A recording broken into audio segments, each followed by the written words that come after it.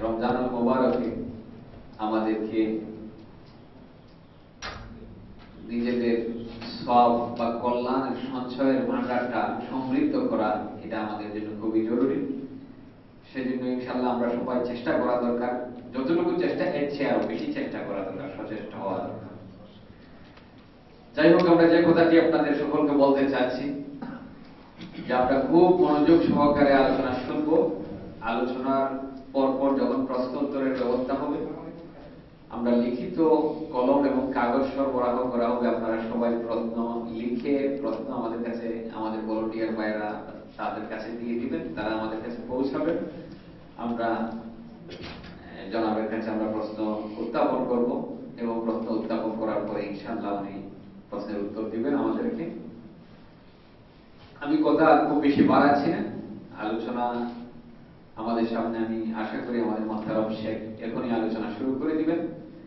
এবারে আমাদের সামনে আলোচনা পেশ করবেন আমাদের মোহতারাম মেহমান। আপনারা বিভিন্নভাবে যার আলোচনা শুনেছেন, ডক্টর মুফতি শেখ ইমাম হুসাইন, উনি আমাদের সামনে এখন থেকে আলোচনা শুরু করে দিবেন নির্ধারিত বিষয়ের উপর। এখন আপনাদের সামনে আলোচনা পেশ করবেন শেখ মুফতি ডক্টর ইমাম হুসাইন। নাহমাদুহু ওয়া নাস্তাঈনুহু ওয়া নাস্তাগফিরুহু ওয়া নাউযু বিল্লাহি মিন শুরুরি আনফুসিনা ওয়া মিন সাইয়্যাতি আ'মালিনা। মান ইয়াহদিহিল্লাহু ফালা মুদিল্লা লাহু ওয়া মান ইউদ্লিল ফালা হাদিয়া লাহু। وأشهد أن لا إله إلا الله وحده لا شريك له وأشهد أن محمدا عبده ورسوله. يا أيها الذين آمنوا اتقوا الله حق تقاته ولا تموتن إلا وأنتم مسلمون. يا أيها الناس اتقوا ربكم الذي خلقكم من نفس واحدة وخلق منها زوجها وبث منهما رجالا كثيرا ونساء. واتقوا الله الذي تساءلون به والأرحام إن الله كان عليكم رقيبا. يا أيها الذين آمنوا اتقوا الله وقولوا قولا سديدا يصلح لكم أعمالكم ويغفر لكم ذنوبكم ومن يطع الله ورسوله فقد فاز فوزا عظيما. أما بعد فإن خير الحديث كتاب الله وخير الهدي هدي محمد صلى الله عليه وسلم وشر الأمور محدثاتها فإن كل محدثة بدعة وكل بدعة ضلالة وكل ضلالة في النار.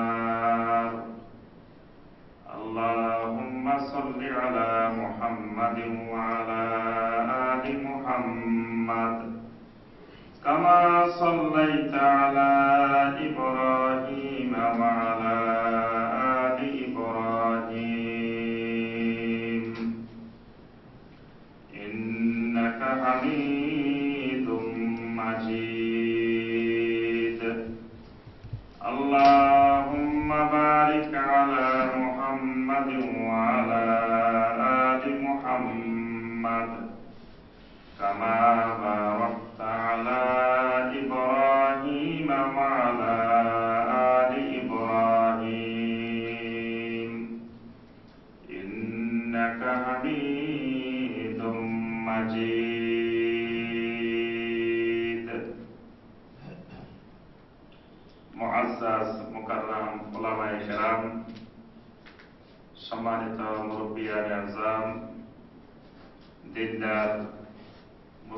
মুসলিম যুবক ভাই, কিশোর ভাই এবং যারা দূরের থেকে আমাদের প্রোগ্রাম দেখছেন, আল্লাহ রাব্বুল আলামিনের দরবারে লাখো কোটি শুকরিয়া যে আল্লাহ রাব্বুল আলামিন আমাদেরকে আজকে শাহরে রমাদানের নবম দিনে ইফতারের পূর্ব মুহূর্তে সালাতুল আসরের পরে মসজিদে ওমর রাদিয়াল্লাহু তাআলা আনহু এন্ড এডুকেশন সেন্টার এর উদ্যোগে আয়োজিত আজকের এই মহতি গুরুত্বপূর্ণ মোবারকময় আলোচনা অনুষ্ঠানের উপস্থিত আমার ভাইয়েরা, আল্লাহ পাকের দরবারে লাখো কোটি শুকরিয়া। আল্লাহ পাক এরকম একটি মোবারকময় অনুষ্ঠানে আমাদেরকে আসার এবং বসার, তার পাশাপাশি আল্লাহর দ্বীন সম্পর্কে কিছু কথাবার্তা বলার এবং শোনার তৌফিক দিয়েছেন। আল্লাহ পাকের শুকর আদায় করি আলহামদুলিল্লাহ। আপনাদের এই মৌলভীবাজারের আজকে দ্বীনি আলোচনায় আমার প্রথম অংশগ্রহণ। তবে আপনাদের এই মসজিদ সম্পর্কে এবং এই মসজিদে আমাদের অনেক শায়েখ ইতিপূর্বে আলোচনা করেছেন, তাদের মাধ্যমে আলহামদুলিল্লাহ আপনাদের সম্পর্কে জানতে পেরেছি। তো আজকে নিজেই উপস্থিত হতে পেরেছি, এটা আল্লাহ পাকের বিরাট রহমত। এবং রহমতের মাসে, বরকতের মাসেই আল্লাহ পাক রহমতের মাধ্যমে আপনাদের সাথে সরাসরি দেখা করার, সাক্ষাৎ করার, আপনাদেরকে দেখার আল্লাহ পাক তৌফিক দিয়েছেন। এটা আমার জন্য বিরাট সৌভাগ্যের বিষয়। আল্লাহ পাকের শুকর আদায় করি এজন্য আবারও আলহামদুলিল্লাহ। আপনারা ইতিপূর্বে আমার আলোচনা অনেকেই শুনেছেন। আমাদের একটি ওয়েবসাইট আছে tafsirulquran.com। এই ওয়েবসাইটে আমাদের কোরআনে কারিমের তাফসীর সব দেওয়া হয়। আলহামদুলিল্লাহ আজকে প্রায় 10 বছর আমি ধারাবাহিক কোরআনে কারিমের তাফসীর করি। তো এই তাফসীর গুলো একবার আমরা পুরা কোরআনে কারিম প্রথম থেকে শেষ পর্যন্ত তাফসীর করেছি। এখন দ্বিতীয় দফার আমাদের তাফসীর চলতেছে। দ্বিতীয় দফার তাফসীরও প্রায় 7 পারার মতো আমাদের শেষ হয়েছে।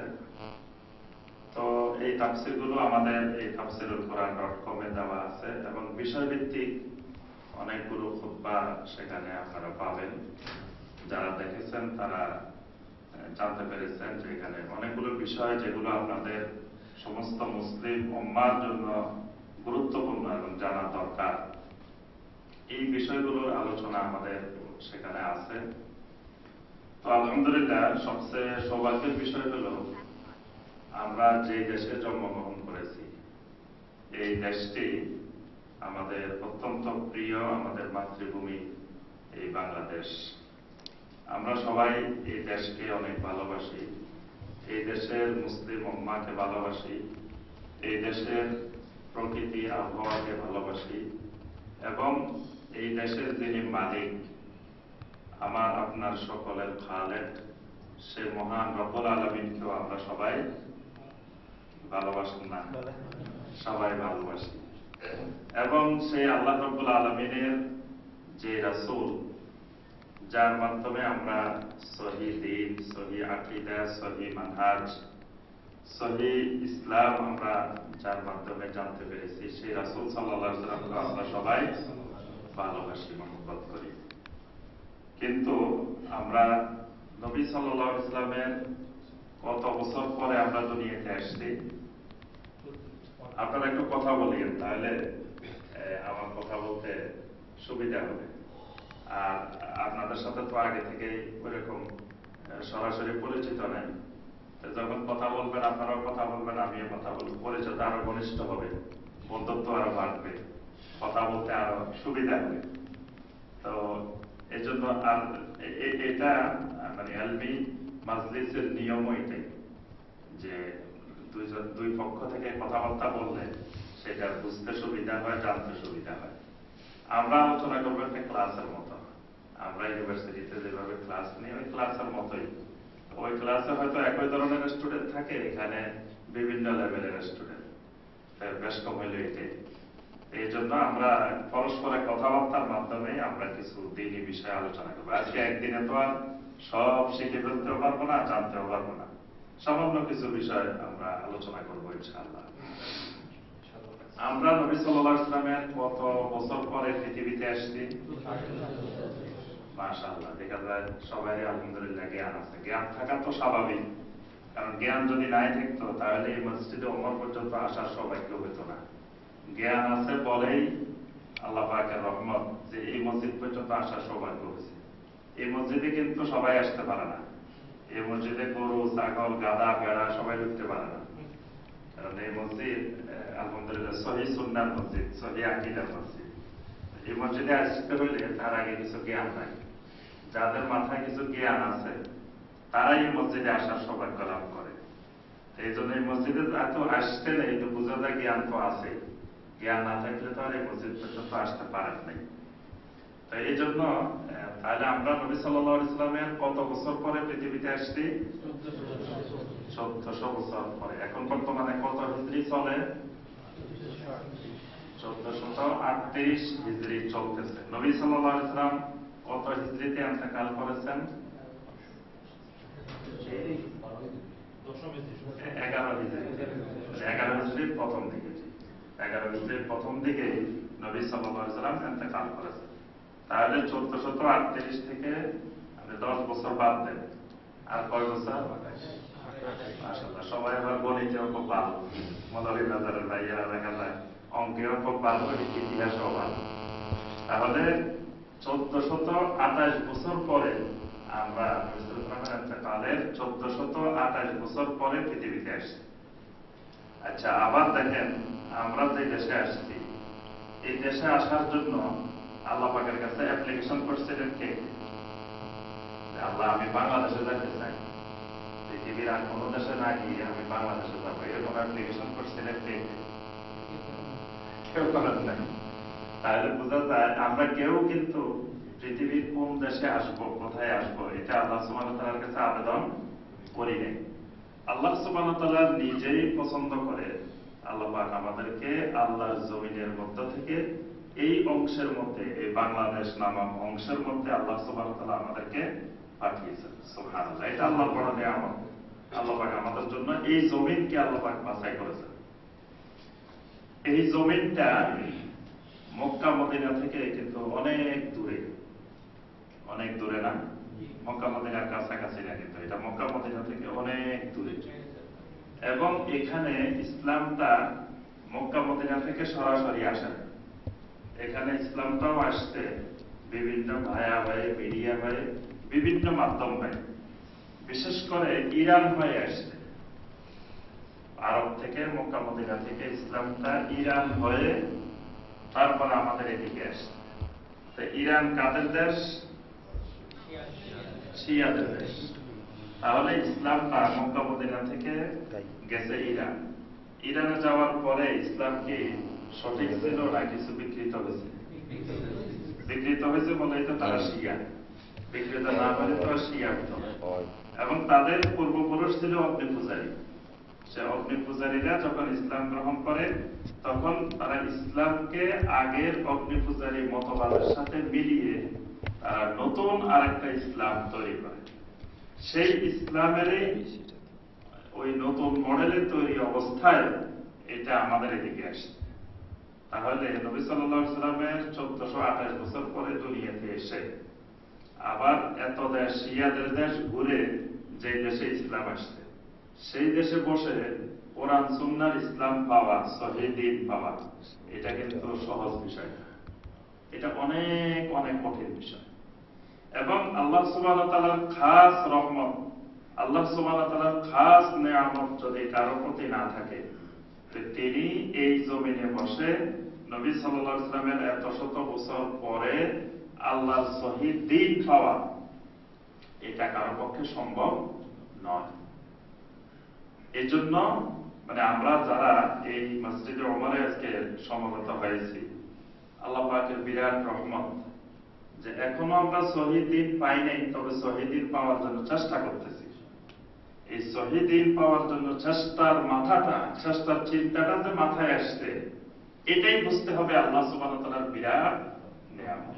আলহামদুলিল্লাহ, এই জিনিসটা যদি আমাদের মাথায় থাকে যে আমরা নবী সাল্লাল্লাহু আলাইহি ওয়াসাল্লামের 1428 বছর পরে এখন দুনিয়াতে আছি, অন্যান্য নবী রাসূল পৃথিবী থেকে যাওয়ার পরে 100 বছর 200 বছরের মধ্যে ওই নবী রাসূলের সমস্ত সুন্নাহ সমস্ত দিন পৃথিবী থেকে বিকৃত হয়ে যায়, কিছুই আর অবশিষ্ট থাকে না। কিন্তু আমরা 1428 বছর পরে এসেও যে আলহামদুলিল্লাহ এখনো আমরা সুন্নাহ পাচ্ছি, তাওহীদ পাচ্ছি, আমরা যে এখনো দিন পাচ্ছি, এটাই তো আল্লাহ পাকের বিরাট নিয়ামত। দ্বিতীয় বিষয় হলো যে আমরা মক্কা মদিনা থেকে সরাসরি ইসলাম না পেয়ে যে বিভিন্ন মিডিয়া হয়ে পাওয়ার পরেও আমরা যে এই দিনকে খুঁজে বের করতেছি, সহিহ সুন্নাহ বের করতেছি, সহিহ সুন্নাহ আমল করার চেষ্টা করতেছি, এটা আলহামদুলিল্লাহ বিরাট আল্লাহ পাকের নিয়ামত। তা আমরা যে বিষয়টি আলোচনা করব আজকে, আমরা সবাই এখানে যারা উপস্থিত হয়েছি, আমরা সবাই আসলে কি হইতে চাই? বলেন তো দেখি আপনারা কি হইতে চান? জি, প্রত্যেকের জীবনের কিন্তু একটা উদ্দেশ্য থাকতে পারে। যে একজন স্টুডেন্ট যখন নিজের থেকে পড়াশোনা শুরু করবে, সে একটা টার্গেট নিয়ে পড়াশোনা করতে হবে যে আমি বড় হলে হয় ডাক্তার হব, না হয় ইঞ্জিনিয়ার হব, না হয় বড় আলেম হব, না হয় এই টেকনিক্যালি আমরা এই বিষয়ে পারদর্শী হব। এইরকম একটা লক্ষ্য উদ্দেশ্য নিয়ে কিছু পড়ালেখা শুরু করতে হবে। এখন যদি কারো লক্ষ্য উদ্দেশ্য না থাকে, আপনার ঢাকা থেকে ট্রেন ছাড়লো, এখন ট্রেনটা কোথায় গিয়ে থামবে, লাস্ট স্টেশন কোথায়, এটাই ঠিক করলো না, যত যাইতে পারে বা চলতেই থাকে, যেদিকে রাস্তা পায় সেদিকে চলতেই থাকে। এইরকম উদ্দেশ্যবিহীন যদি কোনো কিছু চলে, তো সেই ট্রেন বা সেই জিনিসটি সঠিক পথে চলতে পারে না। তা আমি আপনি আমরা কি হইতে চাই, আগে আমাদের লক্ষ্য উদ্দেশ্য ঠিক করতে হবে। আমরা কি হইতে চাই বলেন তো দেখি? জি, দেখি সব ভাইয়ের পক্ষ থেকে এখনো উত্তর আসে না, অনেকে এখনো ঠিক করতে পারে না কি হইতে চায়। 1 নম্বরে ঠিক করতে হবে আমি কি হইতে চাই, এটা ঠিক করে দিবেন প্রথম নম্বরে, যে আমরা আমার বাকি জীবনে আমি কি হব। আচ্ছা, আপনি এখন ইচ্ছা করলে কি আলেম হতে পারবেন? আলেম হতে পারবেন? পারবেন। আলেম হওয়ার জন্য যে জিনিসগুলো দরকার, আলেম শুধু কোরআন এবং সুন্নাহ পড়াশোনা করলে আপনি শুধু আলেম হওয়া যায় না। আলেম হওয়ার জন্য আরো অনেকগুলো জিনিস লাগে। আপনি কোরআনে কারিমের তাফসীরকে যথার্থভাবে বোঝার জন্য, নবী সাল্লাল্লাহু আলাইহি ওয়াসাল্লামের সুন্নাহগুলোকে ভালোভাবে বোঝার জন্য আপনাকে আরবি ভাষায় খুব গভীর পাণ্ডিত্য অর্জন করতে হবে। আরবি বালাগাত সম্পর্কে আপনার জ্ঞান থাকতে হবে, আরবি নাহু সরফ সম্পর্কে জ্ঞান থাকতে হবে, তারপরে আপনার আসবাবে নুজুল সম্পর্কে জ্ঞান থাকতে হবে। আরো অনেকগুলো বিষয় আছে যে বিষয়গুলো সম্পর্কে, আরবি সাহিত্য সম্পর্কে জ্ঞান থাকতে হবে। এই জ্ঞানগুলো কি আপনাদের পক্ষে এখন শিখা সম্ভব? সম্ভব না। তাহলে বোঝা গেল যে সবার পক্ষে আলেম হওয়া সম্ভব না। তাহলে আপনি হবেন কি? হবেন হলো দাঈ ইলাল্লাহ। আপনার আমার মাকসুদ এটা ঠিক করবেন যে আমি জীবনে একজন কি হব? দাঈ ইলাল্লাহ। বলেন দেখি কি হব আমরা? দাঈ ইলাল্লাহ। মানে দাঈ ইলাল্লাহর অর্থ হলো মানুষদেরকে আল্লাহ সুবহানাহু ওয়া তাআলার পথে, আল্লাহর দিকে আহ্বানকারী, আল্লাহর দিকে ডাকবো। নিজেও আল্লাহ সুবহানাহু ওয়া তাআলার হুকুমের উপরে, তাওহীদের উপরে, সুন্নাহর উপরে অটল থাকবো। পাশাপাশি মানুষকে, আল্লাহর বান্দাদেরকে আল্লাহর দিকে আহ্বান করবো, আল্লাহর দিকে দাওয়াত দিব, দাওয়াত ইলাল্লাহর কাজ করব। আর আমার পরিচয় হবে আমি একজন দাঈ ইলাল্লাহ। তাহলে দাঈ ইলাল্লাহ আর আলেম দুইটা কি এক জিনিস? আলেম বিল কোরআন ওয়াস সুন্নাহ আর দাঈ ইলাল্লাহ দুইটা কিন্তু এক জিনিস না। এটা আগে বুঝতে হবে যে আমি যতই কোরআন এবং সুন্নাহ স্টাডি করি, আমি কিন্তু আলেম না, আলেম হতে পারবো না। আমি হব কি? দাঈ ইলাল্লাহ। তো দাঈ ইলাল্লাহর কাজ কি? দাঈ ইলাল্লাহর কাজ হলো মানুষদেরকে আল্লাহর দিকে আহ্বান করা, আল্লাহর দিকে দাওয়াত দেওয়া, আল্লাহর দিকে ডাকা। এটাই হলো দাঈ ইলাল্লাহর কাজ। কিন্তু দাঈ ইলাল্লাহর কাজ এটা না যে তিনি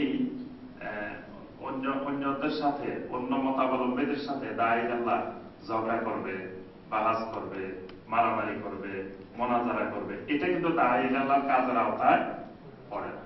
দাঈ আল্লাহর কাজ হলো তিনি নিজে একজন আল্লাহর বান্দা, তিনি আল্লাহর বান্দা হিসেবে অন্য আল্লাহর বান্দাদেরকে তিনি আল্লাহর দিকে ডাকবেন। তাহলে দাঈ আল্লাহ কোন দলের দিকে ডাকতে পারবে না, ডাকবে কোন দিকে? আল্লাহর দিকে। আর দাওয়াত ইলাল্লাহ, এজন্য কোরআনে কারিমে যত জায়গায় দাওয়াতের কথা আসছে প্রত্যেকটা জায়গায় আল্লাহ সুবহানাহু ওয়া তাআলা দাওয়াতের সাথে ইলাল্লাহ সংযুক্ত করছে। মানে মানুষদেরকে ডাকতে হবে, দাওয়াত দিতে হবে শুধুমাত্র আল্লাহ সুবহানাহু ওয়া তাআলার দিকে, কোন ব্যক্তির দিকে নয়, কোন ব্যক্তির কারামতে বুজুর্গের দিকে নয়, কোন ব্যক্তির কাশফের দিকে নয়, কোন ব্যক্তির শ্রেষ্ঠত্বের দিকে, নেতৃত্বের দিকে নয়, কোন ব্যক্তির দলের দিকে নয়। মানুষদেরকে খালেজ ভাবে, নির্ভেজাল ভাবে ডাকতে হবে শুধুমাত্র আল্লাহ সুবহানাহু ওয়া তাআলার দিকে। এটার নাম হলো আদ-দাওয়াত ইলাল্লাহ। তাহলে আমরা যেহেতু দাঈ ইলাল্লাহ হব, আমাদের জীবনের উদ্দেশ্য আমরা এক একজন দাঈ ইলাল্লাহ। আমাদের আজকের সংক্ষিপ্ত আলোচনা হবে যে একজন দাঈ ইলাল্লাহ হইতে হলে আমার মধ্যে কি কি গুণাবলী থাকা দরকার, কি কি সিফাত অর্জন করা দরকার, আমি একজন দাঈ ইলাল্লাহ হিসাবে আমার মধ্যে কোন গুণগুলো আমার ভিতরে ঢুকাইতে হবে, আমার মধ্যে থাকতে হবে, এই বিষয়টাই আমরা আলোচনা করবো ইনশাআল্লাহ। আর শাহরুর রমাদানের মাসে আলহামদুলিল্লাহ সিয়ামের ফজিলত, তারপরে কোরআনে কারিমের ফজিলত, সিয়ামের সাথে সম্পর্কিত যতগুলো বিষয় আছে এগুলো তো আলহামদুলিল্লাহ প্রত্যেক খুতবায়, তারপরে রেডিও টিভির আলোচনায়, বিভিন্ন মাধ্যমে আমরা প্রতিনিয়ত শুনতেছি।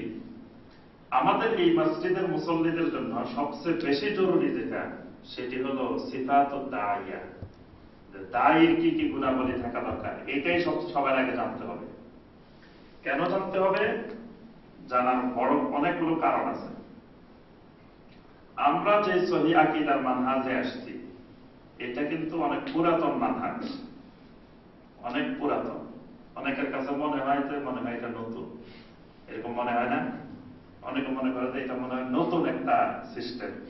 আসলে এটা নতুন সিস্টেম না, এটাই হলো সবচেয়ে ওল্ড মডেল, সবচেয়ে পুরাতন মডেল। এটাই হলো সেই সাহাবায়ে কেরামের মডেল, 1400 বছরের আগের মডেল। কিন্তু মাঝখান দিয়ে হয়তো এই মডেল আমাদের পর্যন্ত পৌঁছে নাই। এই সহিহ আকীদা, সহিহ মানহাজ আমরা একটু হয়তো ডাইনে বামে এদিক সেদিক চলে গেছি। মানে মূল আমাদের যে মানহাজ ছিল, যে আদর্শ ছিল, সে আদর্শ থেকে আমরা একটু ডাইনে বামে চলে গেছি, আবার আমরা এই মানহাজের দিকে ফিরে আসতেছি। এখন এই মানহাজের দিকে যখন ফিরে আসবো তখন এই মানহাজ বুঝা, এই মানহাজের উপরে অটল থাকা, এই মানহাজের উপরে আমল করা, এটা কিন্তু এত সহজ বিষয় না। কারণ আপনি অন্যান্য মানহাজের উপরে আমল করা যত সহজে হাতের নাগালে পাবেন, সহিহ আকীদার উপরে, সহিহ সুন্নাহর উপরে, সালাফদের মানহাজের উপরে টিকে থাকতে হলে আপনি ওরকম হাতের নাগালে সব পাবেন না। বুঝতে পারছেন? আপনি অন্য কিছুর আপনি জিকির করতে চান, কাদেরিয়া তরিকা জিকির করবেন, কাদেরিয়া তরিকা জিকির কিন্তু অ্যাভেলেবেল পাইবেন, হাত বাড়াইলে পাইবেন না। আচ্ছা, চিশতিয়া তরিকা জিকির করতে চান, পাবেন না। নকশবন্দিয়া তরিকা জিকির করতে চান, দেখবেন যে হাত বাড়াইলে পাইবেন। কিন্তু আপনি যদি বলেন আমি ওমর রাদিয়াল্লাহু তাআলা আনহু তরিকা জিকির করতে চাই, এই জিকির কি সহজে পাইবেন? কি বলেন? আমি ওমর রাদিয়াল্লাহু তাআলা আনহু তরিকায় জিকির করব, আমি আবু বকর রাদিয়াল্লাহু তাআলা আনহু তরিকায় জিকির করব, আমি ওসমান রাদিয়াল্লাহু তাআলা আনহু তরিকায় জিকির করব, আমি আলী রাদিয়াল্লাহু তাআলা আনহু তরিকায় জিকির করব। এই জিকির কি আপনি হাত বাড়াইলে পাইবেন? তাহলে বোঝা যায় এই মানহাজের উপরে চলা এটা তো সহজ বিষয় না, এটা অনেক কঠিন বিষয়। আবার আমি প্রথমেই বলছি যে আমি ইচ্ছা করলে আলেম হইতে পারবো না, মুফতি সাহেব হইতে পারবো না। সবাই মুফতি সাহেব হইতে পারবেন, সবাই মুহাদ্দিস হইতে পারবেন, সবাই মুফাসসির হতে পারবেন। তাহলে এই যে সহিহ মানহাজ, তার সহিহ পদ্ধতিটা, এই সহিহ জিকিরটা বা সহিহ আমলটা আপনি নিজে নিজেও বের করতে পারবেন না। কারণ আপনি তো মুফতি হতে পারবেন না, আপনি মুহাদ্দিস হতে পারবেন না, তা আপনি কি নিজে নিজে এটা বের করতে পারবেন? কিন্তু আমাদের কোনো ভাই হয়তো মাঝে মাঝে মনে করে বললাম যে আমাদের হাতের নাগালে তো কোরআন আছে, কোরআনে গেলে বাংলা করা আছে, অনেকগুলো সহিহ হাদিসের কিতাব বাংলা করা আছে, এইগুলো পড়ে বের করে ফেলবো। কিন্তু এই বিষয়টা প্রথমে ভালো করে জেনে নেবেন যে এই কোরআনে কারিমের বাংলা অনুবাদ পড়বেন ইলম অর্জন করার জন্য, দায়ী হওয়ার জন্য। তারপরে সহিহ হাদিসগুলো পড়বেন দায়ী হওয়ার জন্য। কিন্তু মুফতি হওয়ার জন্য, মুহাদ্দিস হওয়ার জন্য না। বুঝতে পারছেন? আর মুফতি মুহাদ্দিস যতক্ষণ হওয়া যাবে না ততক্ষণ আপনি ওখান থেকে মাসালা বের করতে পারবেন না। আপনার কাছে মনে হচ্ছে যে আমি হাদিস পড়ে ফেলতেছি সব, মনে হয় আমি সহজে সব মাসালা জেনে ফেলতে পারবো, আর কোনো আলেম ওলামার দরকার নাই, কোনো শায়েখের দরকার নাই, কোনো মুহাদ্দিসের দরকার নাই, কোনো মুফাসসিরের দরকার নাই, কোনো মুফতির দরকার নাই, আমার কাছে তো সব আছে। বর্তমানে মোবাইল থাকলে তো, ভালো একটা মোবাইল থাকলে সব আছে।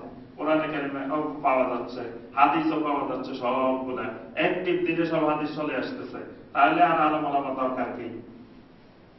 কিন্তু শুনেন, প্রথমেই এটা ভালো করে জেনে নেবেন যে আমি সব হাতের নাগালে পাইলেও এই হাদিসগুলোর মধ্যে এমন এমন সূক্ষ্ম বিষয় আছে যে বিষয়, এই বিষয়ের বিশেষজ্ঞ ছাড়া, ফকিহ ছাড়া ওইটা বের করা যাবে না। কালকে সৌদি আরব থেকে এক শায়েখ আমার কাছে ফোন করছেন, জানতে চেয়েছেন, উনিও অনেক বড় শায়েখ, যে একটা হাদিস আছে, যে হাদিসটা মুসনাদ ইমাম আহমদেও আছে, সুনানে আবু দাউদেও আছে।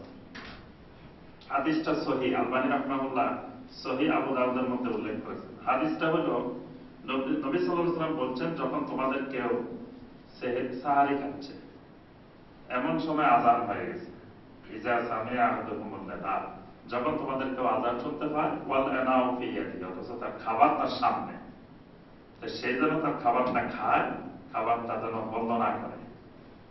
হাদিস সহিহ, হাদিসের অর্থ তো ক্লিয়ার। এখন তাহলে বোঝা গেল, এই হাদিস পড়ে যদি আপনি মনে করেন যে তাহলে তো মাসালা পেয়ে গেছি আমি, তাহলে আযান দিতে থাক মসজিদে, অসুবিধা নেই, আমি খাইতে থাকি। কি বলেন? আপনার সিয়াম হবে। এবং বর্তমানে আমি দেখছি কেউ কেউ এই হাদিস দিয়ে ফতোয়া দিচ্ছেন যে আযান দিলেও কিছুক্ষণ খাওয়া যায়, আযান দিলেও কিছু খেয়ে দিবেন, যে আপনি খেতে বসছেন, আযান দিলেও উঠবেন না, আপনি আরো খাইবেন। তারপরে কেউ কেউ বলতেছেন আপনি ঘুম থেকে উঠতে একটু দেরি হয়ে গেছে, উঠে দেখতেছেন যে আযান দিতেছে, আপনি খেতে থাকেন। দলিল কি? এই হাদিস। দেখেন, আপনি নিজে নিজে হাদিস বুঝতে গেলে কত বড় ধরনের গলত। আপনার সিয়ামও যাচ্ছে, সব যাচ্ছে, আমও যাচ্ছে, সালাও যাচ্ছে, আপনি নিজে নিজে হাদিস বুঝে। এই হাদিসের মধ্যে যে আযানের কথা বলা হয়েছে, সেই আযান আমাদের বর্তমান আযান না।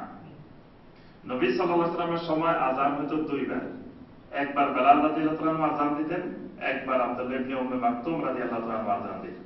নবী সাল্লাল্লাহু আলাইহি ওয়াসাল্লাম বলেছেন, কুলু ওয়াশরাবু, তোমরা খাও পান করো, বেলালের আযান শুনলে, বেলালের আযান শুনলে খাওয়া পান করা বন্ধ করিও না, বন্ধ করবা। আব্দুল্লাহ ইবনে উম্মে মাকতুমের আযান শুনলে তখন বন্ধ করবা, কারণ আব্দুল্লাহ ইবনে উম্মে মাকতুম আযান দেয় তুলুয়ে ফজরের পরে, ফজরের ওয়াক্ত হলে তারপরে আযান দেয়, এর আগে আযান দেয় না। কিন্তু বেলাল আযান দেয় ওয়াক্ত হওয়ার আগে। এখন যে আমাদের দেশে আযানটা দেওয়া হয়, এটা কি ওয়াক্তের আগে দেয় না পরে দেয়? ওয়াক্তের পরে দেয়। আমাদের দেশে আযানে হয় একটা।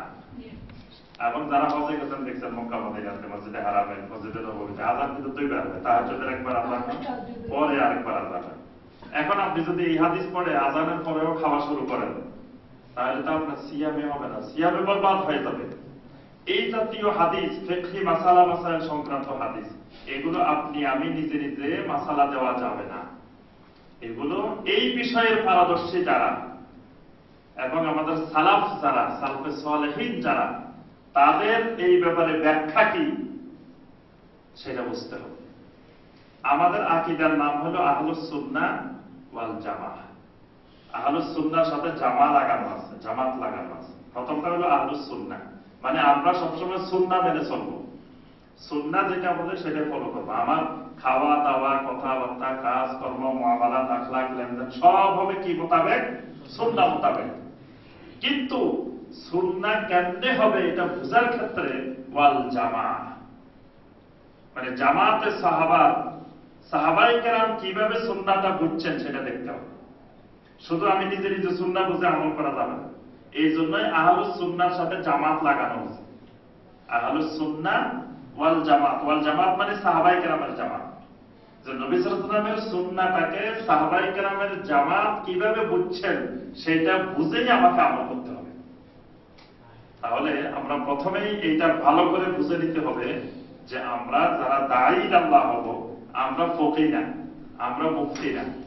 এজন্য ফিকহি মাসআলার ব্যাপারে আমরা কোনো ফতোয়া আমরা দিব না, কিন্তু আমরা কোনো ভাইকে মাঝে মাঝে দেখি, আপনাদের এখানে নাই আলহামদুলিল্লাহ, না নাই এখানে নাই, অনেক জায়গায় আছেন যে দেখা যায় যে আমাদের ভাইয়েরা নিজেরা আবার অনেক মাসালা অনেক ফতোয়া দিতে থাকে এবং শাইখদের মাসালাকে মনে করেন যে ভুল, বা শাইখদের মনে করেন যে উনি তো সঠিক মাসালা দিচ্ছেন না, মানে শাইখদের চেয়েও তিনি বেশি বুঝে গেছেন। মানে শাইখরা সারা জীবন কোরআন সুন্নাহ গবেষণা করে, রিসার্চ করে, পড়াশোনা করে মাসালাটা বুঝতে পারবে, আর আপনি আমি আলহামদুলিল্লাহ 2-4 বছর কিছু হাদিস পড়ে সব মাসালা আমরা বুঝে ফেলছি। এই বিষয়টা খুব গভীরভাবে খেয়াল রাখতে হবে যে দ্বীন বোঝার ক্ষেত্রে, মাসআলা বোঝার ক্ষেত্রে মানহাজুস সালাফ ফলো করতে হবে। অর্থাৎ আমার এই আকীদার সালাফেরা যেভাবে মাসালাটা বুঝছেন, অনুসরণ করছেন, সেদিকে আমাকে অনুসরণ করতে হবে। আচ্ছা, আমাদের আকীদা হলো কি? আকীদার নাম কি? আপনারা দেখি কথা বলেন নাকি রাগ করছেন? আমাদের আকীদার নাম হলো আহলুস সুন্নাহ ওয়াল জামাত। আচ্ছা, এর বাইরে আর কি কি আকীদা আছে? আকীদার কয়েকটা মাযহাবের নাম বলেন। আকীদা মাযহাব, মাযহাবুশ শিয়া, মাযহাবুল খাওয়ারিজ, মাযহাবুল মুতাজিলা, এগুলো হলো এক একটা আকীদার মাযহাব। আর আমাদের মাযহাব যেটা আকীদার মাযহাব, সেটা হলো মাযহাবু আহলে সুন্নাহ ওয়াল জামাত। আচ্ছা, আহলুস সুন্নাহ ওয়াল জামাতের যদি কোনো আকীদার বিষয় জানতে চান, তো সর্বপ্রথম কোথায় জানবেন বলেন তো দেখি? আহলুস সুন্নাহ ওয়াল জামাতের একটা আকীদার বিষয় আপনি জানতে চাচ্ছেন, এই আকীদার বিষয়টা কোথায় খুঁজবেন, কোথায় খুঁজতে পাবেন? এই আকীদার বই কি আয়াতুল্লাহ রুহুল্লাহ খোমেনির বইতে যদি আপনি পড়াশোনা করেন, তাহলে কি আপনি এই আহলুস সুন্নাহ ওয়াল জামাতের আকীদা জানতে পারবেন? আয়াতুল্লাহ খোমেনির অনেক বই আছে না, অনেক আকীদার বই আছে। আর আপনি যদি ওই আয়াতুল্লাহ রুহুল্লাহ খোমেনির যদি আকীদার বই পড়েন, ওখানে কি আহলুস সুন্নাহ ওয়াল জামাতের আকীদা পাবেন? কোন আকীদা পাবেন? শিয়া আকীদা পাবেন। তাহলে আপনি যখন আহলুস সুন্নাহ ওয়াল জামাতের আকীদা খুঁজবেন, আপনাকে প্রথমে যাইতে হবে ইমাম আবু হানিফা রাহমাতুল্লাহ আলাইহি আল ফিকহুল আকবার। ইমাম আবু হানিফা রাহমাতুল্লাহ আলাইহির আকীদার বই আল ফিকহুল আকবার। এরপরে আপনি আরো আকীদার ব্যাপারে আরো ভালো করে জানতে চাচ্ছেন, তখন যাইতে হবে কোথায়? ইমাম আত-তাহাবী রাহিমাহুল্লাহ আকীদাতুত তাহাবিয়া, আহলুস সুন্নাহ ওয়াল জামাতের আকীদা, আকীদাতুত তাহাবিয়া, তাহাবিয়ার মধ্যে যাইতে হবে। এরপরে আরো ভালো করে জানতে চাচ্ছেন, শাইখুল ইসলাম ইমাম ইবনে তাইমিয়া আকীদাতুল ওয়াসিতিয়্যা, তাহলে আপনি আকীদা জানতে পারবেন। আপনি এর বাইরে অন্য জায়গায় যে আকীদা খুঁজলে আহলুস সুন্নাহ ওয়াল জামাতের আকীদা পাওয়া যাবে না। তাহলে আপনি প্রথমে ঠিক করবেন যে আমি কোন মাযহাবের আলোকে চলবো, আমার জীবনটা কোন মাযহাবে চলবে। এই সিদ্ধান্ত নিতে ভুল করলে আপনি আবার গোমরা হয়ে যাবেন। আপনি যে ভালোর উদ্দেশ্যে সহিহ আকীদায় আসতেন, আপনি আবার খারেজি হয়ে যাবেন। বুঝতে পারছেন? সহিহ আকীদা কিন্তু এত সহজ রাস্তা না, এই মানহাজ অনেক কঠিন রাস্তা, বুঝে শুনে আগাইতে হবে। এই রাস্তায় এসে আপনি যদি চলতে ভুল করেন, রাস্তা চিনতে ভুল করেন, তা আপনি খাওয়ারিজদের মতো, খারেজিদের মতো হয়ে যাবেন। খারেজিরা কিন্তু খুব আবেগী ছিলেন, খুব ধর্মপ্রাণ ছিলেন, সুন্নাহর প্রতি তাদের খুব মহব্বত ছিল, কিন্তু তারা সাহাবায়ে কেরামের সোহবত বঞ্চিত ছিলেন। সাহাবায়ে কেরামের সোহবত পান নাই, সোহবত বঞ্চিত আবেগী যুবক। দিন পালন করার ব্যাপারে আবেগের অভাব নেই, তারা দিনের ব্যাপারে খুব কঠোর ছিলেন, কিন্তু তারা সাহাবায়ে কেরামের সোহবত পান নাই। সুতরাং এই আবেগটাকে আপনি কাজে লাগাইতে হবে সোহবত দিয়ে। সোহবত কিন্তু খুবই গুরুত্বপূর্ণ একটা জিনিস, যদিও সোহবতকে আমাদের দেশে কিছু কিছু পীর মাশায়েখরা বিকৃত করে ফেলছে। একেবারে সোহবত মানি তাদের সাথে পাগড়ি বাঁধি ফেলছে, বায়াত নিয়ে পাগড়ি বেঁধে ফেলছে। একেবারে সোহবত মানে আমার থেকে আর আলাদাই হওয়া যাবে না, লাগাই রাখতে হবে, এরকম সোহবত বানায় ফেলছে। কিন্তু সোহবতের গুরুত্ব অপরিসীম, সোহবত লাগবেই। আপনি যেই মানহাজে চলেন সোহবত লাগবে। এই সহিহ আকীদার মানহাজে চলতে হলে আপনি সহিহ আকীদার উলামায়ে কেরামদের সোহবতে থাকতেই হবে। সোহবতবিহীন যদি আপনি নিজে নিজে চলতে চান, তা আপনি খারেজি হয়ে যাবেন, গোমরাহ হয়ে যাবেন। কারণ আপনার কাছে অনেক কিছু মনে হবে খুব ভালো, অনেক সুন্দর মনে হবে, ভালো মনে হবে। হাদিসে দেখতেছেন, আপনি মনে করবেন যেটা তো হাদিসে পাওয়া যাচ্ছে, কিন্তু এটা ওলামায়ে কেরামের সোহবতে না গেলে, আপনি সালফে সালেহিনের মানহাজের আলোকে না বুঝলে আপনি উল্টা বুঝে বসে থাকবেন। এই জন্য আকীদার বিষয় যদি বুঝতে হয়, তাহলে ইমাম আবু হানিফা রাহমাতুল্লাহ আলাইহির ফিকহুল আকবার, ইমাম আত-তাহাবীর আকীদাতুত তাহাবিয়া, ইমাম ইবনে তাইমিয়া আকীদাতুল ওয়াসিতিয়া, এইগুলা থেকে আপনাকে আহলুস সুন্নাহ ওয়াল জামাতের আকীদা নিতে হবে। আচ্ছা, এবার আসুন আপনি ফিকহি ক্ষেত্রে কি করবেন, এই সিদ্ধান্ত আপনাকে আগে নিতে হবে। আপনি একজন দাঈ আল্লাহ হিসাবে আপনি মানুষদেরকে দাওয়াত দিবেন কিসের দিকে বলেন দেখি? আল্লাহর দিকে। আর হলো মানে দাওয়াতের বিষয়বস্তু কি হবে, মাওদুউদ দাওয়া কি হবে, দাওয়ার বিষয়বস্তু কি হবে? তাওহীদ। দাওয়াতের বিষয়বস্তু হলো তাওহীদ। তাওহীদের দিকে মানুষকে দাওয়াত দিবেন, শিরক মুক্ত তাওহীদ ভিত্তিক ঈমান, এটার দিকে আপনি দাওয়াত দিবেন। আচ্ছা, দাওয়াতের বিষয়বস্তু কিন্তু ফিকহ না, এটা ভালো করে খেয়াল রাখবেন। দাওয়াতের বিষয়বস্তু আকীদা, দাওয়াতের বিষয়বস্তু ফিকহ না। কিন্তু বর্তমানে দেখা যাচ্ছে আমাদের অনেক ভাই আকীদার দাওয়াত না দিয়ে ফিকহের দাওয়াত দিচ্ছে। এটা হলো দাওয়াতের ভ্রান্ত মানহাজ। দাওয়াত দিতে হবে কিসের? আকীদা, মানে তাওহীদের দাওয়াত, ফিকহের না। ফিকহের দাওয়াত হবে না, দাওয়াত হবে আকীদা। কারো যদি আকীদা ঠিক হয়ে যায়, আকীদা যদি বিশুদ্ধ হয়, আকীদা যদি সহিহ হয়, তো ফিকহি মাসালা এমনি সহিহ হয়ে যাবে। কিন্তু কারো ফিকহ সহিহ কিন্তু আকীদা সহিহ নাও হতে পারে। যেমন কাদিয়ানীদের কি আকীদা সহিহ? কিন্তু তাদের ফিকহ কিন্তু হানাফি ফিকহ, তারা হানাফি মাযহাব অনুসরণ করে, কিন্তু আকীদা তাদের গলত। তারপরে দেখেন শিয়াদের বিশাল একটা অংশ, শিয়া জায়দিয়া, তারা কিন্তু হানাফি মাযহাব অনুসরণ করে, কিন্তু আকীদা তাদের মারাত্মক গলত। অর্থাৎ ফিকহ বিশুদ্ধ হলে আকীদা বিশুদ্ধ নাও হতে পারে, কিন্তু আকীদা বিশুদ্ধ হলে ফিকহ বিশুদ্ধ হইতে বাধ্য। তাহলে আগে বিশুদ্ধ করতে হবে কোনটা? এই জন্য আমরা বলি যে সহিহ আকীদা, সহিহ আকীদা। শুনুন না সহিহ আকীদা? আমরা বলি যে আমাদের সহিহ আকীদার ভাই, বলি না? কিন্তু সহিহ ফিকহের বাইরে কথা বলি কিন্তু সহিহ আকীদা। তাহলে বুঝতে হবে আকীদা এক সাবজেক্ট, ফিকহ আরেক সাবজেক্ট। তাহলে ফিকহের থেকে আকীদার গুরুত্ব হলো বেশি। আকীদার কারণে আপনার জান্নাত জাহান্নাম নির্ধারণ হবে, ফিকহের কারণে জান্নাত জাহান্নাম নির্ধারণ হবে না, এটা খেয়াল রাখবেন। ফিকহি মাসআলার কারণে আপনার জান্নাত জাহান্নামের ফয়সালা হবে না, কিন্তু আকীদার মাসআলার কারণে আপনার জান্নাত জাহান্নাম নির্ধারণ হবে। যেমন আপনি শিরক করেন আকীদার ক্ষেত্রে, কবরে সাজদা করেন, মাজারে সাজদা করেন, আর তারপরে আপনি তামিমা ব্যবহার করেন, হাতে গলায় কোমরে তামিমা ব্যবহার করতেছেন। তারপর আপনি প্রকৃতিবাদে বিশ্বাস করেন, আপনি বিভিন্ন কুফরি মতবাদে বিশ্বাস করেন। এগুলোর কারণে আপনার জান্নাত জাহান্নামের ফয়সালা হবে। কিন্তু ফিকহি মাসালা নিয়ে আল্লাহ পাক কাউকে জান্নাত জাহান্নাম দিবেন না। যেমন ধরেন আপনি হাত কোথায় বাঁধছেন, একজনের বুকের উপরে বাঁধছেন, একজনের নাভির নিচে বাঁধছেন, একজনের ছেড়ে দিচ্ছেন, এটার কারণে কি কারো জান্নাত জাহান্নাম নির্ধারণ হবে? আল্লাহ পাক বলবেন যে তুমি হাত ছেড়ে দিছো কেন, তুমি জাহান্নামী, এই কথার ফয়সালা হবে? কেন হবে না? ওইটা ফিকহি মাসাইল। তো ফিকহি মাসাইল আসবে পরে, আকীদা আসবে আগে। তো মানুষকে দাওয়াত দিতে হবে তাওহীদের দিকে, আকীদার দিকে। কিন্তু দেখা যায় আমরা অনেক সময় দাওয়াত দিই যে ভাই নামাজ হচ্ছে না, এমনি পড়েন নামাজ। নামাজের দাওয়াত আগে না, আমার ইমানের দাওয়াত আগে। কিন্তু দেখা যাচ্ছে ইমানের দিকে সে দুনিয়ার শিরক করতেছে, কিন্তু তারে আপনি নামাজ সহি করে লাভ কি? তার ইমানে গন্ডগোল। আপনি তার সহিহ সুন্নাহ নামাজ শিখাইলেন, তার নামাজ, এই নামাজ দিয়ে লাভ কি হবে?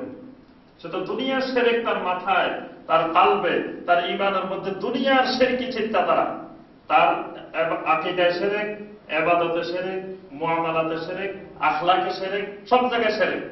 আপনি তার সহিহ সুন্নাহ নামাজ শিখাইলেন, কাজ হবে? আচ্ছা, একজনের সব শিরক, কিন্তু তাকে আপনি তারাবি পড়াইলেন 20 টাকা, কাজ হবে? তারাবি 20 টাকা না, যদি 200 টাকা পড়ে, সে যদি তার আকীদায় যদি শিরক থাকে, তাহলে তারাবি তাকে জান্নাত জাহান্নাম নির্ধারণ করতে পারবে। এই জন্য আগে দাওয়াত হবে আমাদের আকীদা। আকীদা ক্লিয়ার হতে হবে, আকীদা পরিষ্কার হতে হবে। আমরা সমাজে যদি অন্য ভাইদেরকে আপনি দাওয়াত দেন, আগে নামাজের কোনোদিন দাওয়াত দিবেন না যে ভাই আপনার নামাজ হইতেছে না, আপনি নামাজটা এমনি পড়েন, আপনি রাফলি আদায় করতেছেন না, আপনার নামাজ হইতেছে না।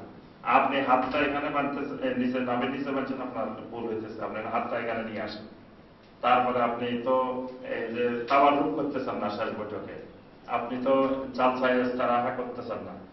এগুলা নিয়ে দেখা যায় আমাদের মধ্যে মহাব্যস্ত, এগুলার দাওয়াত চলে আমাদের সমাজে, কিন্তু এগুলার দাওয়াত হবে না। দাওয়াত হবে কিসে? আকিদা। একজন ভাই দেখা গেছে উনি কবরে যে সাজদা করে, তাকে দাওয়াত দিতে হবে যে ভাই কবরে সাজদা করা শিরক, ইবাদত শুধু আল্লাহর জন্য, সাজদা করবেন শুধু আল্লাহকে। একজনে বলতেছে আমার কলব, আমার হুজুরের কলবের তরফ মোতাবাজ্জা আছে, আমার হুজুরের কলব আল্লাহ পাকের আরশ, নবী সাল্লাল্লাহু আলাইহি ওয়াসাল্লামের কলবের তরফ হয়ে আল্লাহর আরশের দিকে মোতাবাজ্জা আছে। তাকে দাওয়াত দিতে হবে যে ভাই আপনার কলব এত দিকে ঘুরা লাগবে না, সরাসরি আল্লাহর দিকে ঘুরাই দেন, কারণ এত দিকে ঘুরানো শিরক। কারণ ইব্রাহিম আলাইহিস সালাম স্পষ্ট করে বলেছেন ইন্নী ওয়াজ্জাহাতু ওয়াজহিয়া লিল্লাযী ফাতারাস সামাওয়াতি ওয়াল আরদা হানিফা, আমি আমার কলবকে মোতাবাজ্জা করছি। ইন্নী ওয়াজ্জাহাতু, আমি মোতাবাজ্জা করছি। মোতাবাজ্জা করছি কোন দিকে? ওই আল্লাহর দিকে যিনি আসমান জমিন সৃষ্টি করছেন। তাহলে কলব মোতাবাজ্জা থাকবে সরাসরি আল্লাহর দিকে। ওই হুজুরে কাবলার কলব হয়ে অমুকের কলব হয়ে অমুকের কলব হয়ে এত দিকে ঘুরা লাগবে না। আপনার দাওয়াত হবে ওইটা, আপনার দাওয়াত হবে বলতেছে যে এই যে প্রকৃতির এই কারণে গরম হয়ে গেছে, গরমের কারণে খুব কষ্ট হচ্ছে, মানে বৃষ্টি হচ্ছে না। আপনার দাওয়াত হবে ভাই প্রকৃতির কোনো ক্ষমতা নাই, সমস্ত ক্ষমতার মালিক প্রকৃতির যিনি মালিক, তার হাতে এই গরম ঠান্ডা এটা সেটা সব নিয়ন্ত্রণকারী আছেন আল্লাহ সুবহানাহু ওয়া তাআলা। কিন্তু আপনি মাঝখান দিয়ে এগুলো বলতে যে শিরক করে ফেলতেছেন। মানুষ হাতের মধ্যে গলার মধ্যে তাবিজ লাগায়, যেগুলোকে আমাদের দেশের ভাষা তাবিজ বলে, কিন্তু কোরআন সুন্নাহর ভাষা এগুলোর নাম হলো তামিমা। তামিমা আর তাবিজের মধ্যে পার্থক্য আছে, আমার আলোচনা শুনলে পারবেন। কারণ তাবিজ এক জিনিস, তামিমা আরেক জিনিস। তাবিজ শরীয়তে বৈধ, কিন্তু তামিমা বৈধ না। কিন্তু আমাদের দেশে যারা এটা চালু করছে তারা কৌশলে তামিমাকে তাবিজ নামে চালু করছে, যাতে মানুষ এটাকে শিরক না বলতে পারে।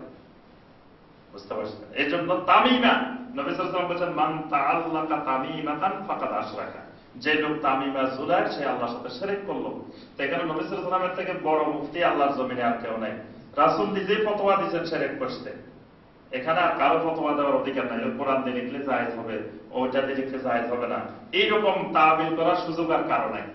কারণ যদি ওই সুযোগ থাকতো নবী সাল্লাল্লাহু আলাইহি ওয়াসাল্লাম বলে দিতেন যে মান তাআল্লাকা তামিমাতান বিগাইরিল কোরআন ফাকাদ আশরাকা। নবী সাল্লাল্লাহু আলাইহি ওয়াসাল্লাম বলে দিতেন যে কোরআন ছাড়া অন্য কিছুর তামিমা লাগালে সে শিরক করছে, এটা বলতেন রাসূল। কিন্তু রাসূল কোরআনকে আলাদা করেন নাই। তাহলে কোরআন দিয়ে লিখলে সেটাও শিরক, কোরআন দিয়ে লেখাও যাবে না। তাহলে দেখেন আমাদের দেশের হাজার হাজার লক্ষ লক্ষ শিশু জন্মগ্রহণের আগেই তাবিজ রেডি করে রাখছে, মানে এখনো হয় নাই তার আগে কিন্তু তাবিজ রেডি। তারপরে নারিকেলের দেখবেন যে বিসি, ওইটা সেটা কত রকমের তোমার, এগুলো সব রেডি। বাচ্চা আলগাইতে পারতেছে না, গলার মধ্যে লাগায় এতগুলা। এই শিরক প্রতি ঘরে ঘরে দেখেন দাওয়াত হবে এগুলা, আকীদার দাওয়াত। ঈমান নষ্ট হয়ে যাচ্ছে, তাওহীদ নষ্ট হয়ে যাচ্ছে, তাওহীদের দাওয়াত। কিন্তু এই তাওহীদের দাওয়াত বাদ দিয়ে আমরা শুরু করছি ওই নামাজ কেমনে সহিহ হবে, ওইটা কেমনে সহিহ হবে, তারাবি 8 রাকাত হবে না 20 রাকাত হবে, ফিকহি মাসালা নিয়ে সবাই মুফতির সাথে বসে গেছি আমরা। মুফতির সাথে বসে সবাই মাসালা দিচ্ছি। এক গ্রুপ একবারে 8 রাকাত হতেই হবে, 9 রাকাত পড়া যাবে না। আরেক গ্রুপ 20 রাকাত হতেই হবে, 21 রাকাত হওয়া যাবে না, 19 রাকাত হওয়া যাবে না। দুই গ্রুপে চরমপন্থী, দোনো গ্রুপে কোরআন সুন্নাহর বাইরে। আবার অনেকে বলে যে ভাই আপনারা কি হানাফি না আহলে হাদিস? এখন আপনি কি বলবেন বলেন দেখি। আল্লাহ সুবহানাহু ওয়া তাআলার কাছে হানাফি আহলে হাদিস মুখ্য বিষয় না। আল্লাহ পাক কিয়ামতের ময়দানে নাম দেখে দেখে যে এরা হানাফি, সব কুল্লু হানাফি জান্নাতি, সব হানাফি জান্নাতি, এই কথা আল্লাহ বলে দিবেন। বা কুল্লু আহলে হাদিস মিনাল জান্নাহ, এই কথা আল্লাহ বলবেন। আরে আহলে হাদিসের কত এলাকায় যাই দেখেন গ্রামকে গ্রাম নামাজও পড়ে না। আমি তো অনেক এলাকায় মাহফিলে গেছি, বলে যে ভাই আমাদের এই গ্রাম পুরোটা আহলে হাদিস গ্রাম, আলহামদুলিল্লাহ। তো একজন মসজিদের সেক্রেটারি পাইলাম, উনি মাহফিলের সভাপতি, মসজিদের সেক্রেটারি, পুরা গ্রাম আহলে হাদিস। এখন ছেলে আসি আমাকে বলতেছে হুজুর শায়েখ আমার আব্বাকে একটু বলেন, আমার আব্বা মসজিদের সেক্রেটারি, শুধু জুমার নামাজ পড়ে আর কোনো নামাজ পড়ে না। মাহফিলের সভাপতি, মসজিদের সেক্রেটারি, কিন্তু শুধু জুমার নামাজ পড়ে আর পরিচয় দিতেছে আমি আহলে হাদিস। তা আল্লাহ বাকি এই আহলে হাদিসের সিল দেখে আল্লাহ জান্নাতে দিয়ে দিবে? তাহলে আপনি, এই জন্য আমরা কোনো দলে নাই, আমরা কোনো দলে যাব না, আমরা দলবাজিতে নাই। আমরা তাদেরকেও সংশোধন করব যে আহলে হাদিসের ভাইয়েরা যে আহলে হাদিস নাম দিয়ে সুদ খায়, আহলে হাদিস নাম দিয়ে ঘুষ খায়, আহলে হাদিস নাম দিয়ে নামাজ পড়ে না, আহলে হাদিস নাম দিয়ে বেপরদা চলে, আহলে হাদিস নাম দিয়ে টাকনুর নিচে কাপড় পরে, আহলে হাদিস নাম দিয়ে দ্বীনের সাথে সম্পর্ক নাই, তাদেরকেও আমরা দাওয়াত দেব। আমরা হানাফি থেকে আহলে হাদিস হইনি, ঠিক আছে? আমরা এক দল থেকে আরেক দলে যাইনি, এক দল থেকে বাইরে আরেক দলে ঢুকিনি। আমরা দলের জন্য এখানে আসিনি, আমরা আসছি নিজের ইমানকে হেফাজতের জন্য, নিজের ইমানকে শিরক মুক্ত করার জন্য, নিজের ইবাদতকে সুন্নাহ ভিত্তিতে বেদাত মুক্ত করার জন্য। এটা বুঝতে হবে। আমরা কোনো দলবাজি করার জন্য আমরা ইয়ার দিকে আসিনি, সহিহ আকীদার দিকে আসিনি। তাহলে আমি যে বিষয়টা বলতেছিলাম, এই পয়েন্টগুলো কিন্তু খুব জানা খুব জরুরি আমাদের সহিহ আকীদার বাইরে। তাহলে আকীদার ক্ষেত্রে আমার দাওয়াত হবে আকীদার, এবং আকীদার ক্ষেত্রে কারা আমাদের সালাফ সেটা জানতে হবে, এবং তাদের কিতাব থেকে আমাদেরকে আকীদা খুঁজতে হবে। অন্য জায়গায় খুঁজলে আপনি আসল জিনিস পাবেন না, ভ্রান্ত পথে চলে যাবেন। আচ্ছা, আবার আসেন ফিকহের ক্ষেত্রে। ফিকহের ক্ষেত্রে আপনি আমল করবেন কিভাবে? ফিকহি মাসালার ক্ষেত্রে বলেন তো, ফিকহি মাসালার ক্ষেত্রে আমরা কোন পদ্ধতি অনুসরণ করি? আমার একটা মাযহাবের আলোচনা আছে, শুনছেন কিনা কেউ? মাযহাবের আলোচনা শুনছেন? জি, আলহামদুলিল্লাহ, একজন পাওয়া গেছে। সবাই শুনেন নাই তো বোঝা গেল আপনারা মনে হয় নিজে নিজে দিন শিখতে চান, নিজে নিজে চলতেছেন। আপনারা মনে করতেছেন কোনো আলেম ওলামা দরকার নেই। দরকার থাকলে তো আমার আলোচনাগুলো তো সবাই মুখস্থ থাকার কথা ছিল। কারণ আপনি যে পথে চলবেন সেই পথের রসদ তো পাইতে হবে আপনাকে। এই রসদগুলো সাপ্লাই দিবে কারা?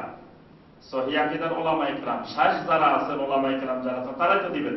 তারা দেওয়ার পরে আপনি সেটা ফলো করবেন না, সেটা শুনবেন না, তাহলে বুঝা গেল আপনি নিজে নিজে চলতে চাচ্ছেন। আর বর্তমানে আলহামদুলিল্লাহ যে প্রযুক্তির কারণে একজন উলামা ইকরামের সোহবতে থাকা সহজ। আগের সোহবত ছিল সামনাসামনি, এখন সামনাসামনি লাগে না। আপনি একজন আছে আমেরিকা, আপনি এখানে বসেও তার সোহবতে থাকতে পারেন, আপনি তার সাথে কানেক্টেড থাকলেন, সবসময় তার আলোচনাগুলা আপডেট যা আসতেছে আপনি শুনতেছেন, বুঝতেছেন, তাহলে তো তার সোহবত হয়ে গেছে। আপনার সামনাসামনি এসে সোহবত দিতে হবে, সোহবত নিতে হবে, সেটা এখন আর এই যুগে জরুরি না। এই জন্য সবসময় আমাদের সহিহ আকীদার শাইখ কারা এটা চিনে রাখবেন আগে। আপনি এটা চিনতে ভুল করলেও আবার উল্টা পথে চলে যাবেন। কারা আমাদেরকে কোরআন এবং সুন্নাহ মোতাবেক সহিহ মাসআলা, সহিহ ফিকহ, সহিহ দ্বীন শিখাচ্ছেন সেটা আগে বুঝতে হবে। বুঝে তাদের সাথে আমাদের কানেক্টেড থাকতে হবে সবসময় প্রত্যেকটা মাসআলা। তাহলে আমরা ফিকহি ব্যাপারে কোন পদ্ধতি অনুসরণ করব বলেন দেখি? আপনারা ফিকহি মাসআলা অনুসরণের ক্ষেত্রে কি কোন পদ্ধতি অনুসরণ করেন? জি বলে, আজকে তো শাইখ আসে আমাদেরকে বিপদে ফেলাইছে, খালি প্রশ্ন করে, জিজ্ঞাসা করে। এগুলা জানতে হবে, বুঝতে হবে, না হয় এই পথে চলতে পারবেন না। কিছুদিন চলার পরে ভালো লাগবে না, বলবে যে কি জায়গায় আসলাম, ভালো লাগে না, একজনের কথা কয়, একদিকে কথা, ওখানে তো ভালো ছিলাম। হুজুরে যা বলতো, হুজুরে যদি বলতো এখন রাত 12টা, আমিও বলতাম রাত 12টা। হুজুর যদি কয় এখন সকাল 8টা, আমিও বলতাম সকাল 8টা। কেউ আবার ভুলে এই কথা বলা যাবে না, হুজুর আপনি বলতেছেন সকাল 8টা, এখন দেখে রাখ সূর্য উঠে নাই। এই কথা বলাও কিন্তু বেয়াদবি। কারণ খাতায় বুজুর্গান গ্রেপ্তান খাতাস, প্রথমে এটা শিখাই দেওয়া হয় যে খবরদার বুজুর্গ যেটা বলবে সেটা যদি ভুল ধরো, এটা আরেক বেয়াদবি। বুজুর্গ যদি বলে এখন রাত 12টা, আপনি এখন যে আলহামদুলিল্লাহ রাত 12টা। বুজুর্গ যদি কয় এখানে তো এটা তো আমেরিকা, যে চতুর্পাশে আমেরিকার মতো বিল্ডিং টিল্ডিং আছে, যদি বুজুর্গ বলে যে এটা তো আমেরিকা, আপনি এখন যে আলহামদুলিল্লাহ আমরা আমেরিকায় পৌঁছে গেছি, আপনি বলতে পারেন না হুজুর এটা তো মৌলভীবাজার বাংলাদেশ, এটা বলা যাবে না। এটা বলাটা আরেক বেয়াদবি। তো সেখানেই তো ভালো ছিলাম, এখন সহিহ আকীদা আসি তো শান্তি পেতেছিলাম। শান্তির মজা না পাওয়ার পিছনে এইগুলোর মূল কারণ। মজা পেতে হলে আগে আপনি বুঝতে হবে যে আমি আকীদার ক্ষেত্রে তো বললাম যে আহলুস সুন্নাহ ওয়াল জামাতের আমরা আকীদা অনুসরণ করব, এবং এই কিতাবগুলো অনুসরণ করলে বুঝতে হবে আমরা হকের উপরে, তাওহীদের উপরে আছি। এখন ফিকহের ক্ষেত্রে আমরা কি করব? ফিকহের ক্ষেত্রে আমরা বর্তমানে আমাদের বাংলাদেশের মানুষ দুটা পদ্ধতি অনুসরণ করে। একটা পদ্ধতির নাম হলো তাকলিদ, আর একটা পদ্ধতির নাম হলো তানাক্কুল। এটা মনে রাখবেন। একটা হলো তাকলিদে আমা, তাকলিদে শখসি, মানে অন্ধ অনুকরণ, ব্যক্তির অনুকরণ, ব্যক্তির অন্ধ অনুকরণ, এটাকে বলা হয় তাকলিদে শখসি। আরেকটা হলো আত-তানাক্কুল বাইনাল মাযাহিবিল আরবাহ, এটাকে সংক্ষেপে মনে রাখবেন তানাক্কুল। একটা হলো এক মাযহাবের অনুসরণ, যে এই মাযহাবে যা বলবে আমি সেটা বুঝে আসুক আর না আসুক, হাদিসে থাকুক আর না থাকুক, বা সহিহ হাদিসে থাকুক আর দঈফ হাদিসে থাকুক, আমি অন্ধভাবে এটা মেনে চলব, এটার নাম হলো তাকলিদ। আরেকটা পদ্ধতির নাম হলো তানাক্কুল, তানাক্কুল বাইনাল মাযহাব, মানে কয়েকটা মাযহাব, সহিহ মাযহাবকে একত্রিত করে এক মাযহাবে রূপান্তর করে আমল করা, এটার নাম তানাক্কুল বাইনাল মাযাহিবিল আরবাহ। বর্তমানে পৃথিবীতে 4টা মাযহাব হক। আমাদের আবার কোন কোন ভাই বলে কিসের মাযহাব, কোন মাযহাব মানি না, কোন মাযহাব নাই, আমার মাযহাব মাযহাবে মুহাম্মদ রাসূলুল্লাহ সাল্লাল্লাহু আলাইহি ওয়াসাল্লাম। ঠিক আছে, মাযহাবে মুহাম্মদ রাসূলুল্লাহ, কিন্তু ফিকহি মাযহাব অনুসরণ করতে হলে আপনি মাযহাব বাদ দিয়ে, ফিকহি মাযহাব বাদ দিয়ে আপনি নিজে নিজে ইজতিহাদ করতে গেলে গোমরা হয়ে যাবেন। কারণ আপনার আগে ইজতিহাদ করা আছে জিনিসটা, আপনি সেই জিনিসটা আবার নতুন করে ইজতিহাদ করবেন কেন? যেটা ইতিপূর্বে সালফে সালেহিন করে গেছেন সেই কাজটা তো আপনি আর নতুন করে করার দরকার নাই, এটা পুরানা কাজ। পুরানা কাজটা নতুন করে করতে গেলে শুধু সময় নষ্ট হবে, কিন্তু এর বাইরে কোনো ফায়দা আসবে না। এই জন্য মানে আমাদের যে পদ্ধতিটা, আমরা সহিহ আকীদার ভাই বোনেরা যেই পদ্ধতিটা অনুসরণ করবো ফিকহি মাসালার ক্ষেত্রে, সেটা হলো আমরা 4টি হক মাযহাবকে এক মাযহাবে রূপান্তর করে আমল করব, মানে 4 মাযহাবের উপরে আমল করব। আমাদের দেশে একটা শ্রেণী আমল করে একটা মাযহাবের উপরে, আমরা আমল করব 4 মাযহাবের উপরে। তা এখন প্রশ্ন হতে পারে 4 মাযহাবের উপরে আপনি আমল করবেন কিভাবে? কারণ আপনি তো তখন সুবিধাবাদী হয়ে যাবেন। আপনি দেখবেন যে কোন মাযহাবে কোনটা সুবিধা, সেটা নিলেন, সেটা নিয়ে নিয়ে আমল করলেন। এটাই বলে আমাদের যে ভাইয়েরা এক মাযহাব অনুসরণ করেন, তারা বলেন যে 4 মাযহাব অনুসরণ করলে আপনি সুবিধাবাদী হয়ে যাবেন। আপনি তখন এই দিক থেকে যেটা সুবিধা সেটা নেবেন, এই দিক থেকে যেটা সুবিধা সেটা নেবেন। আপনি তো আর ইত্তেবাউল হাওয়া এসে যাবে, আপনার প্রবৃত্তি পূজারী হয়ে যাবেন, আপনি তো আর ইসলামের উপরে থাকবেন না। আরেকটা প্রশ্ন আছে এখানে, যে 4 মাযহাবের অনুসরণ করবেন, যে আমরা বলতেছি যে একটা মাসালা যদি 4টা মত থাকে, 4টা মতের মধ্যে যে মতটা অধিক কোরআন সুন্নাহর মুওয়াফিক, কোরআন সুন্নাহর সাথে যেটা বেশি সামঞ্জস্যশীল, আমরা সেটা আমল করব। কি আমাদের মত এটা না যে একটা মাসআলার ক্ষেত্রে যদি 3-4টা মত থাকে, তো 3-4টা মতকে আমরা একত্রে নিয়ে যেই মতটা কোরআন এবং সুন্নাহর বেশি কাছাকাছি, যেটা বেশি সহিহ, আমি সেটা আমল করব। এটাই তো আমাদের মত। এখন আপনি বুঝবেন কিভাবে যে কোনটা বেশি সহিহ কোনটা বেশি ভুল? এটা বোঝার মতো নলেজ কি আপনাদের আছে? এটা কিভাবে বুঝবেন আপনি? এটাকে আপনি আমল করবেন। এই জন্য এই ক্ষেত্রে আমাদেরকে সবসময় খেয়াল রাখতে হবে যে সালফে সালেহিন যারা এই পদ্ধতি ফলো করেছেন তাদেরকে ফলো করতে হবে। আমার কথা বুঝতে পারছেন? যারা এই 4 মাযহাবকে একসাথে আমল করছেন, পৃথিবী থেকে আমরাই প্রথম আমল করি না, এর আগেও আরো আমল করছে নাকি শুধু এখন শুরু হয়েছে? অনেকে মনে করে ইদানিং শুরু হয়েছে, মনে হয় এটা নতুন ফিতনা, এর আগে এগুলো ছিল না। এটা আজকে নতুন বিষয় না, এর আগেও হাজার হাজার উলামায়ে কেরাম এই 4 মাযহাবকে একসাথে একত্রিত করে আমল করে গেছেন। সর্বপ্রথম তানাক্কুল হয়েছে হানাফি মাযহাবে। হানাফি মাযহাব কিন্তু 3টা আলাদা আলাদা মাযহাব। ইমাম আবু হানিফা রাহমাতুল্লাহির মাযহাব, ইমাম আবু ইউসুফ রাহমাতুল্লাহির মাযহাব, ইমাম মুহাম্মদ রাহমাতুল্লাহির মাযহাব, 3টা আলাদা আলাদা মাযহাব। এই 3টা মাযহাবকে পরবর্তীতে তানাক্কুল বাইনাল মাযাহিবিস সালাসা, 3 মাযহাবকে একত্রিত করা হয়েছে।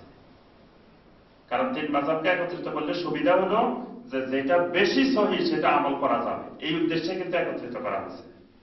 হানাফি মাযহাবও কিন্তু তানাক্কুল বাইনাল মাযাহিবিস সালাসা, 3 মাযহাবের এক মাযহাব, 3 মাযহাবকে একত্রিত করা হয়েছে। এই জন্য দেখবেন হানাফি মাযহাবের মাসআলার মধ্যে কোন মাসআলায় দেখবেন যে আবু ইউসুফ রহমতুল্লাহের মতকে গ্রহণ করা হয়েছে, আবু হানিফা রহমতুল্লাহের মত গ্রহণ করা হয়নি।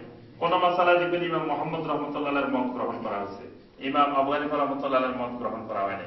কোন মাসালা দেখবেন ইমাম আবু হানিফা রহমতুল্লাহের মত গ্রহণ করা হয়েছে, ইমাম আবু ইউসুফ ইমাম মোহাম্মদের মত বাদ দেওয়া হয়েছে। তাহলে এই যে এই তিনটা মাযহাব মিলে একটা করা হলো কেন?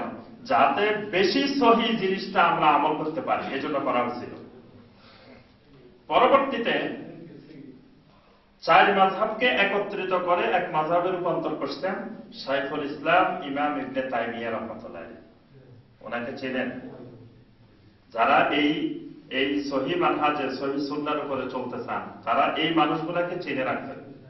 এদের থেকে ইলম নিতে হবে। ফিকহি মাসালা মাসাইল দরকার হলে এদের থেকে নেবেন, তাহলে আপনি আর বিচ্যুত হবেন না।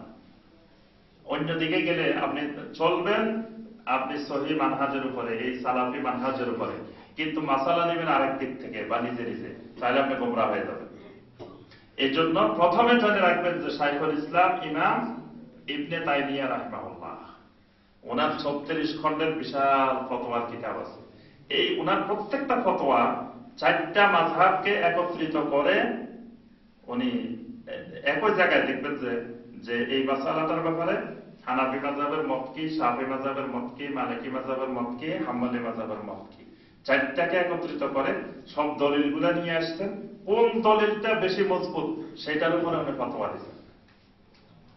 তাহলে আপনি আর কষ্ট করা লাগবে না, আপনি রেডি করা পেয়ে যাচ্ছেন। আপনি যে চিন্তা করতেছেন 4 মাযহাবের মধ্যে কোনটা সহি আমি কেমনে বুঝবো, এবং আমাদের অনেক ভাইয়েরা হানাফি ওলামায়ে কেরাম প্রশ্ন করে যে আপনি 4টার উপরে চলতে গেলে আপনি বুঝবেন কেমনে কোনটা বেশি সহি? আপনার তো বুঝার মতো জ্ঞান নাই। তাহলে এটার জন্য আমার জ্ঞান লাগবে না, এটা তো রেডি করা আছেই, কিন্তু আমরা যে জায়গায় রেডি করা আছে সেই জায়গায় যাচ্ছি না। তাহলে কোথায় আছে সর্বপ্রথম? শাইখুল ইসলাম ইমাম ইবনে তাইমিয়া রাহিমাহুল্লাহ ফতোয়ার মধ্যে আপনি একসাথে সব মাসালার জবাব পাবেন। এই যে তারাবি নিয়ে যত বিতর্ক, আমরা যারা সালাফি মতাদর্শ অনুসরণ করতেছি, আমরা যারা সালফে সালেহিনদের মতকে মেনে চলতেছি, তাদের মাযহাব, তাদের আকীদা, তাদের মানহাজ মেনে চলতেছি, তাদের মধ্যে দেখা যায় বিভিন্ন রকমের কথাবার্তা। তারা যদি ইবনে তাইমিয়া রাহিমাহুল্লাহর ফতোয়া যদি আমরা দেখতাম, তো এত কথা আমাদের থাকতো না। কারণ শাইখুল ইসলাম ইমাম ইবনে তাইমিয়া রাহিমাহুল্লাহ দেখবেন যে ওনার ফতোয়ার মধ্যে তারাবির মাসালা বিস্তারিত আলোচনা আছে, বিশাল আলোচনা। উনি এই সালাতুত তারাবিহের ব্যাপারে যতগুলো হাদিস আছে সবগুলো এক জায়গায় নিয়ে আসছেন ইমাম ইবনে তাইমিয়া রাহিমাহুল্লাহ। একেবারে সেখানে উনি দেখাইছেন 8 রাকাতের হাদিস আছে, 10 রাকাতের হাদিস আছে, 12 রাকাতের হাদিস আছে, 18 রাকাতের হাদিস আছে, 20 রাকাতের আছে, 22 রাকাতের আছে, 36 আছে, 38 আছে, 40 পর্যন্ত আছে। সব হাদিস উনি এক জায়গায় একত্রিত করছেন।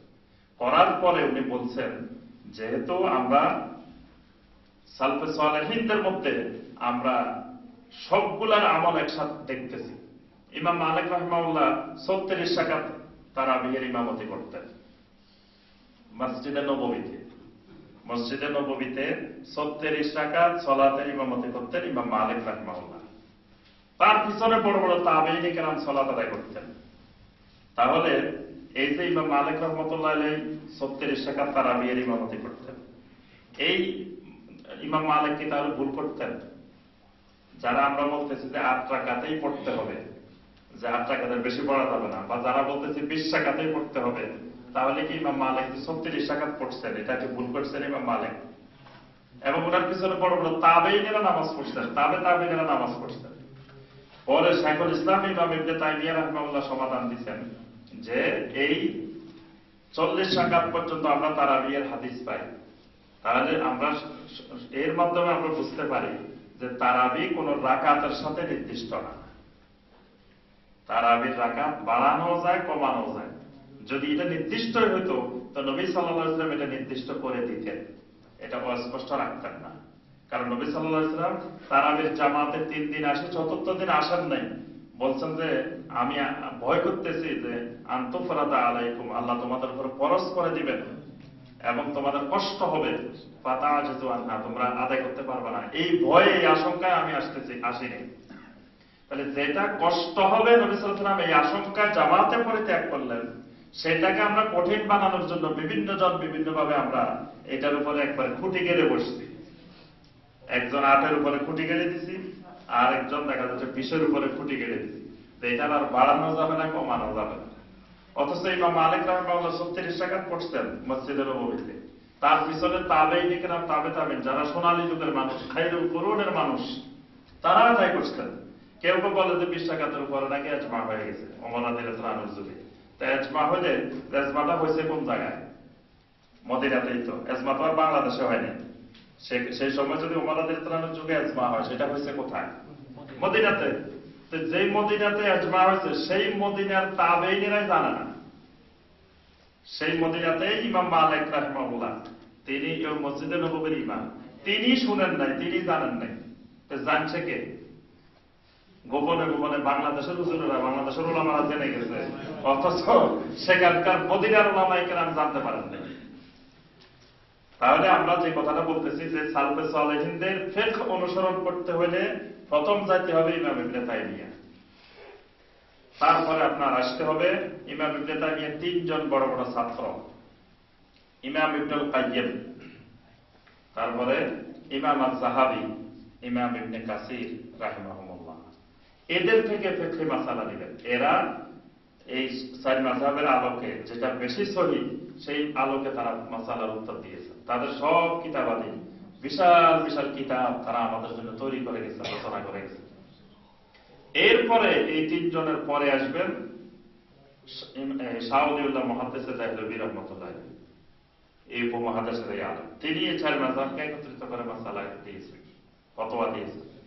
আর পরে ইমাম শাওকানী রাহিমাহুল্লাহ, আল্লামা শাওকানী অনেক বড় মাপের ফকিহ ছিলেন, আলেম ছিলেন, মুহাদ্দিস ছিলেন।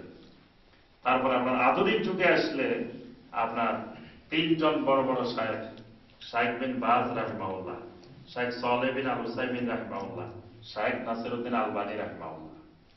এই 3 জনেই কিছুদিন আগে ইন্তেকাল করছেন। ওনাদের প্রত্যেকটা মাসালা ওনাদের সুন্দর আলোচনা আছে, উত্তর আছে। এই যে ঈদের মাসালা নিয়ে